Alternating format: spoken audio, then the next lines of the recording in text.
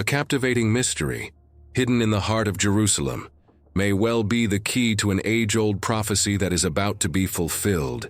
Imagine that there is a natural area on which the Temple Mount was deliberately built, and that this area is buried under one of the most sacred and controversial sites on the planet, the Dome of the Rock. There, in silence, something was discovered, and that discovery could change everything we thought we knew about biblical history. It is not an exaggeration. It's shocking, mysterious, deeply connected to ancient revelations. Even the most skeptical experts are in awe of what was found under the ancient platform. What's down there has been kept out of the public eye for generations, as if there's an invisible force trying to keep the world from knowing. But now, fragments of truth are beginning to emerge, and they point to something much deeper than anyone imagined. We are talking about an underground chamber, a central stone with precise marks, a cavity that seems tailor-made for the Ark of the Covenant. Coincidence? Or would it be the sign that the divine presence never left there? All this in the same place that carries the tension of the three largest religions in the world. The same soil that, according to prophecies, will be the scene of crucial events in the end times. So stop and think with me. Why is this particular place at the center of so much spiritual, political, and prophetic dispute? What is there that attracts so much attention, and at the same time so much silence? In this video, you'll learn why what was discovered under the Dome of the Rock confirms the Bible in surprising ways, and what it means for the days we live in. Beneath the surface of modern Jerusalem lies a hidden secret that pulsates with the echo of millennia. There, in the basement of the Dome of the Rock, many believe that one of the greatest keys to biblical prophecy lies. The rock, called Sakra, is not just a geological structure. It is a natural altar. In 2 Chronicles 3:1 it is written, Solomon began to build the house of the Lord in Jerusalem, on Mount Moriah, where the Lord had appeared to David his father. Nothing is there by chance. Each crack seems to hold the whisper of something eternal. The underground chamber holds a rectangular cavity, perfectly notched. Many archaeologists, scholars, and theologians point out that it may have been the place where the Ark of the Covenant rested, the ultimate symbol of the divine presence among men. Exodus 25:22 states, There I will come to you, and from above, the mercy seat from the midst of the two cherubim that are on the Ark of the Testimony, I will speak with you. This is not just archaeology, it is faith taking shape. It is the Bible being confirmed by the stones. Imagine witnessing a discovery like this. The atmosphere was filled with awe and reverence, priests in biblical costumes around the sacred rock, and a golden light filtering through the cracks in the stone. It's like being inside Ezekiel 43:2. And behold, the glory of the God of Israel came from the way of the east, and his voice was like the voice of many waters, and the earth shone with his glory. It is the kind of experience that stirs the intimate with the Spirit, with what connects us to the divine. This rock, this place, perhaps it is the milestone of what is yet to happen. Some scholars believe that the glory of the Most High will be revealed there again, at the end of time. And that's when the gaze needs to turn to the cornerstone, which holds not only the history of the past, but the starting point of something much greater, something sacred, prophetic, and impossible to ignore. The cornerstone is not just an ancient rock, it is the epicenter where heaven and earth seem to have touched. According to Jewish tradition, it was on it that God initiated the creation of the world, and right there, Abraham was ready to offer Isaac as a sacrifice. In Genesis 22:2, the Lord says, Take now your son, your only son Isaac, whom you love, and go to the land of Moriah, and offer it there as a burnt offering. This is not an ordinary place. It is the ground of obedience and sacred fear. The most impactful thing is the connection between this stone and the Ark of the Covenant. Many believe that at some point in history, she rested there, right in the center of the Temple Mount platform. The Ark was the pinnacle of God's presence, and about it, God spoke directly to the high priest, Exodus 25:22. Now imagine, the most sacred object of the Hebrew faith resting on the most symbolic stone on earth. Coincidence? Or one more piece of prophecy falling into place? There are those who say that this rock is the portal between the worlds, where the divine touches the physical. No wonder the enemy is so committed to keeping the place surrounded by conflict and spiritual dispute. What is at stake is more than territory. It is the symbol of God's eternal covenant with his people. In 2 Samuel 7:16, God says to David, "Your house and your kingdom will be established before you forever." That promise echoes in Jerusalem to this day, even under the veil of mystery and political tension. Those who step on this platform may not even realize it, but they walk on layers of revelations that have not yet been deciphered. The very existence of the foundation stone seems to scream hidden truths. Is the ark still hiding there, waiting for the right time to be revealed? The end times may well be linked to the re-emergence of these elements.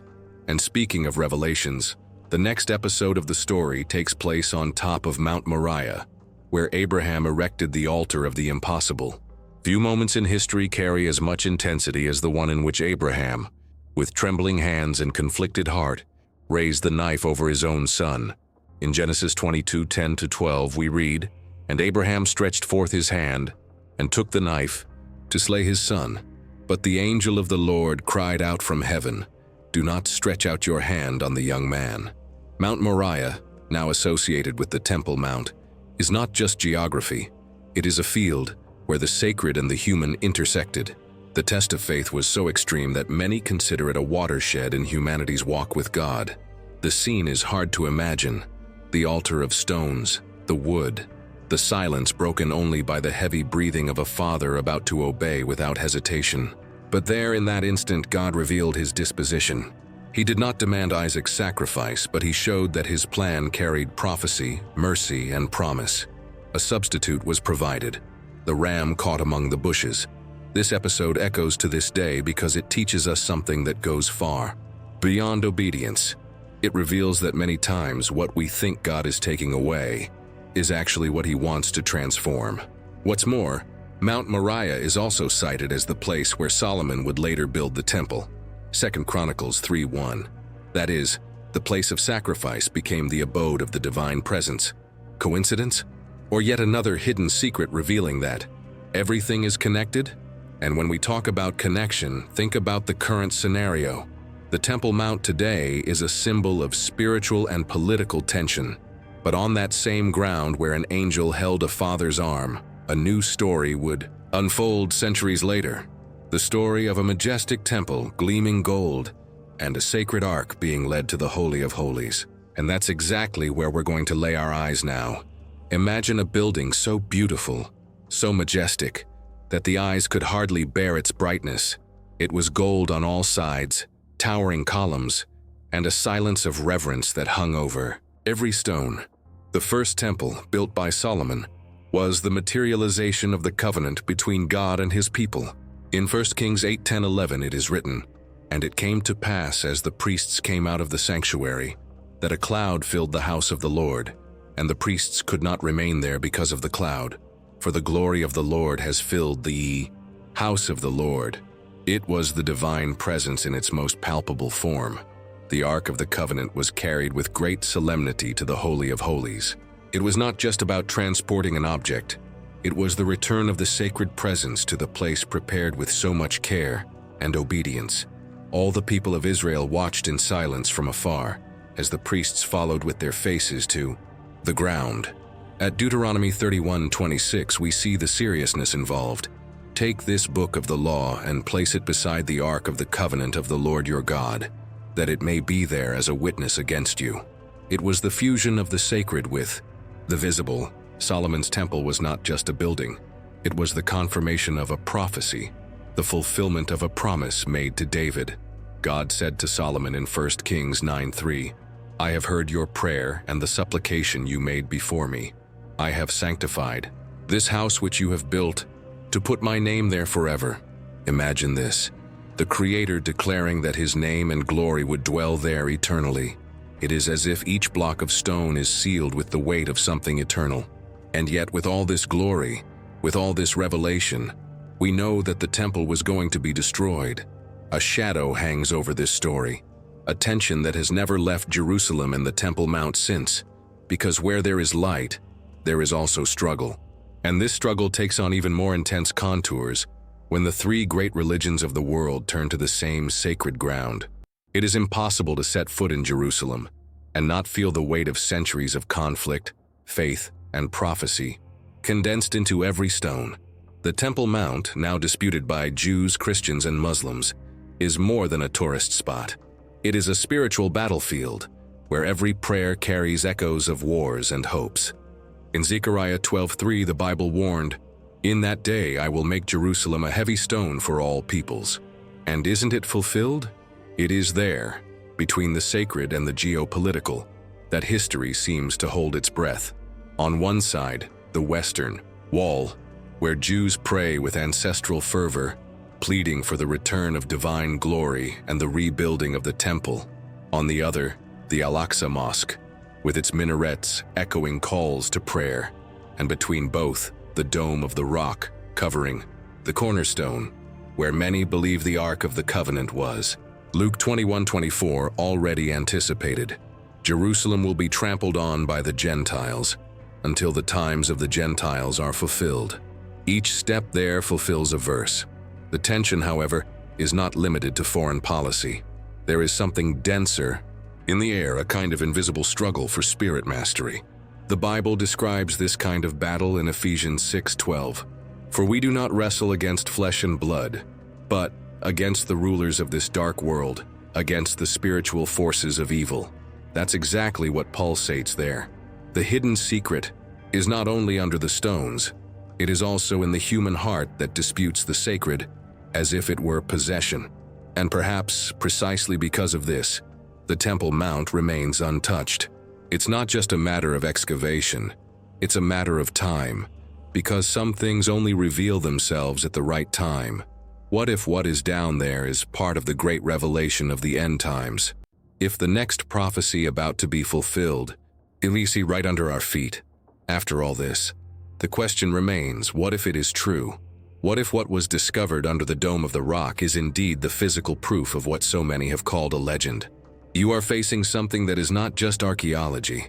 It is living prophecy, pulsating under our feet, on the Temple Mount, waiting for the right moment to awaken the world. But tell me, are you going to keep living as if all this is just a coincidence? Or will you begin to see that the divine presence never left the scene? You just waited for the right eyes to be opened. The Bible has always spoken of hidden secrets, and now it seems that one of them is being revealed right before us. So what are you going to do with that knowledge? Maybe what is missing for your faith to be rekindled is not a miracle, but a decision. The decision to dive deeper, to seek the truth without fear, to leave the whatever behind and assume your mission in this generation. Because if we are really approaching the end of times, the time to play with the sacred is over. If it moved you, if something inside lit up, don't ignore it. Comment below, what do you think about all this? Share your doubts, your point of view, or even your spiritual experiences. And of course, subscribe to the channel and turn on notifications. Because the next revelation, it can be even higher.